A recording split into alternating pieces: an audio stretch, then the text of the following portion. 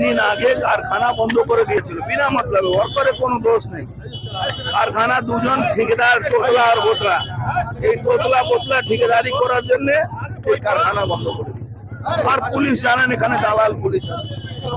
এই দালাল পুলিশ এই তোতলা বোতলাকে বাঁচাবার জন্য ওদের থেকে পয়সা নিচ্ছে, ম্যানেজমেন্ট থেকে পয়সা নিচ্ছে আর ওয়ার্কারের উপরে রোলার চালাচ্ছে।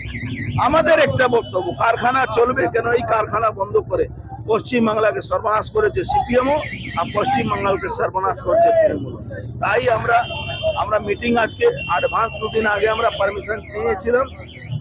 যেই শুনেছে এখানে বিজেপি মিটিং করবে, কারখানা রাতারাতি চালু হয়েছে। আমি ঠাকুর কাছে প্রার্থনা করি সবসময় কারখানা চলুক, এতে আমাদের কোনো আপত্তি নেই, আমাদের কোনো ঠিকাদারি লড়াই নেই। ওয়ার্কারের জন্য সমস্ত যে তাদের হকের পয়সা সেটা যাতে পায়। সমস্ত মিলে ঠিকাদারিগুলো চালু হচ্ছে, সমস্ত মিলে দেখা যাচ্ছে। পুরো বাংলায় ঠিকাদারিতে চলছে, পুলিশ ঠিকাদারিতে, টিচার ঠিকাদারিতে, গুন্ডা ঠিকাদারিতে, নেতা ঠিকাদারিতে, ডিএ ঠিকাদারিতে, সব তো ঠিকাদারিতে আছে।